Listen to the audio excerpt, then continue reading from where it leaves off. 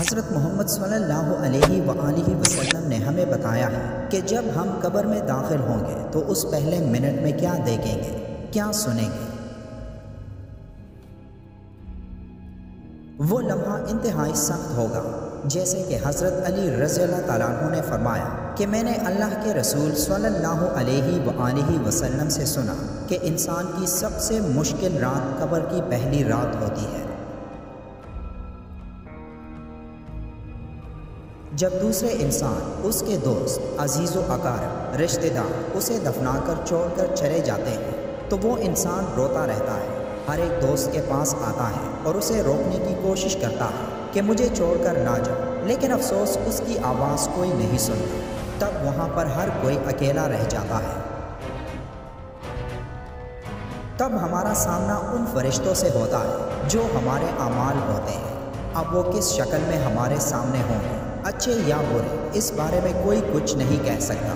تب وہ ہم سے اس دنیا میں گزاری ہوئی زندگی کے متعلق سوال کریں گے، جن سوالوں کے جواب ہماری اس زندگی میں موجود ہیں جب تک ہم سانس لے رہے ہیں۔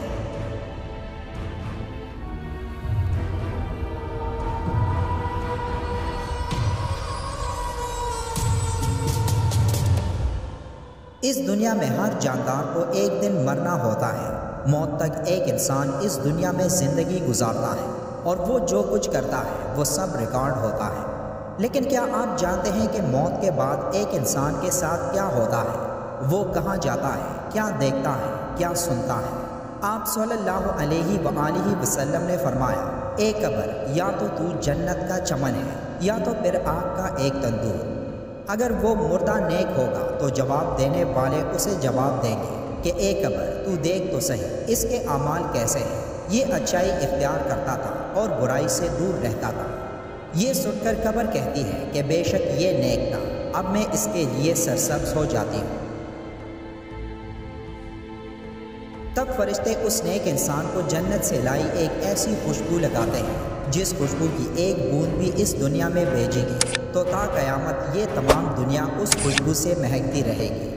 اس مردے کا جسم اس وقت روشن ہو جاتا ہے اور اس کی روح اللہ تعالیٰ کی طرف بھیج دی جاتی ہے، جہاں اس انسان کے لیے آسمان کے دروازے کھل جاتے ہیں۔ 7 آسمانوں پر 7 دروازوں سے اس انسان کی روح گزرتی ہے، جہاں ہر دروازے پر موجود نگہبان اس سے سوال کرتا ہے کہ تم کون ہو؟ پھر جواب سننے کے بعد وہ اس انسان کو اگلے آسمان کی طرف بھیجتا ہے، یہاں تک کہ وہ 7ویں آسمان تک پہنچ جاتا ہے۔ تب اللہ فرشتوں کو حکم دیتا ہے کہ اس انسان کو دوبارہ دنیا میں لے جاؤ، کیونکہ میں نے اسے دنیا میں پیدا کیا ہے اور اسے دوبارہ دنیا میں ہی زندہ کروں گا جب قیامت کا دن ہوگا۔ تب فرشتے اللہ کے حکم پر اس کو 7ویں زمین پر پہنچا دیتے ہیں، جو قیامت تک اس کا قبر ہوتا ہے، اور جو کوئی بھی اس کے قبر کی زیارت کے لیے آتا ہے تو وہ قبر کے اندر سے اس کی باتیں، یہاں تک کہ قدموں کی آوازیں بھی سنتا ہے۔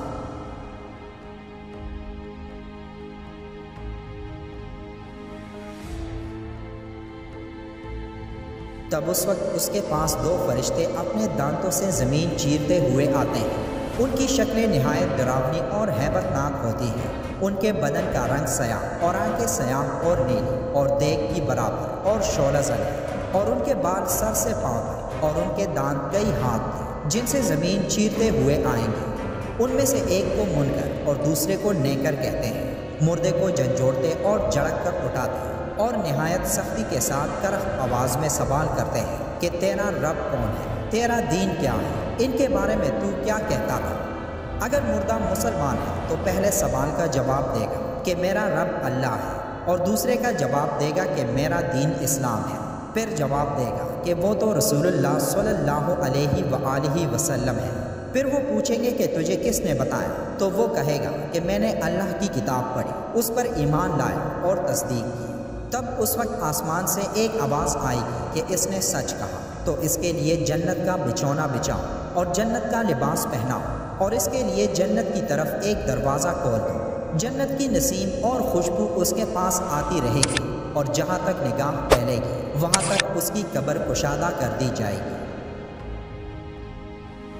تب اس کے لیے جنت کی کھڑکی کھول دی جائے گی، مگر اس سے پہلے اس کے بائیں ہاتھ کی طرف جہنم کی کھڑکی کھولی جائے گی، جس کی لپٹ اور جلن اور گرم ہوا اور سخت بدبو آئے گی تو اسے فوراً بند کر دیا جائے گا۔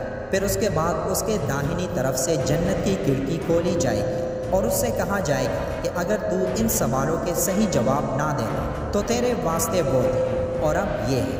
تب وہ اس کھڑکی سے جنت کے نظارے دیکھے گا اس وقت تک جب تک وہ دوبارہ زندہ نہیں کیا جاتا، اور قیامت کے بعد اسے اسی دروازے سے جنت میں داخل کیا جائے گا جو دروازہ اس کے لیے قبر میں کھولا گیا تھا۔ لیکن یہ سب اس انسان کے لیے نہیں ہوگا جو اس دنیا میں اللہ کے احکام کو بھول کر شیطانی کاموں میں مصروف رہا ہو، اس کے لیے سب کچھ برعکس ہوگا۔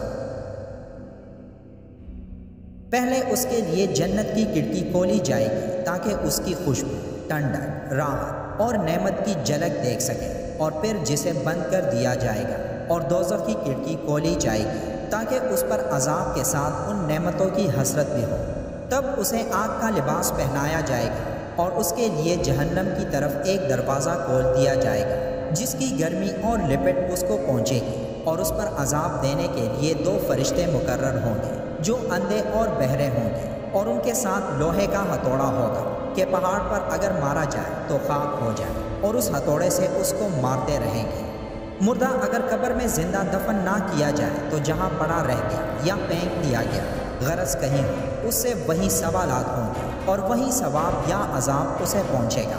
پھر جب ان کو آسمان کی طرف لے جایا جائے گا تو پہلے آسمان کے دروازے پر ان کو داخل ہونے سے روک دیا جائے گا، جیسے کہ سورہ الاعراف کی آیت نمبر 40 میں اللہ کا ارشاد ہے، جن لوگوں نے ہماری آیتوں کو جھٹلایا اور ان سے سرتابی کی، ان کے لیے نہ آسمان کے دروازے کھولے جائیں گے اور نہ وہ بہشت میں داخل ہوں گے، یہاں تک کہ اونٹ سوئی کے ناکے میں سے نہ نکل جائے، اور گنہگاروں کو ہم ایسی ہی سزا دیا کرتے ہیں۔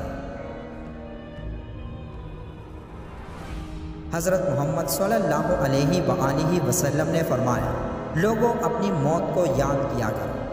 آج ہم سب اپنی زندگی میں مصروف ہیں اس بات سے بے خبر کہ موت ہمارے پیچھے ہے، لیکن ہم کس کے پیچھے ہیں؟ یہ سوال ایک بار اپنے آپ سے ضرور کیجیے گا۔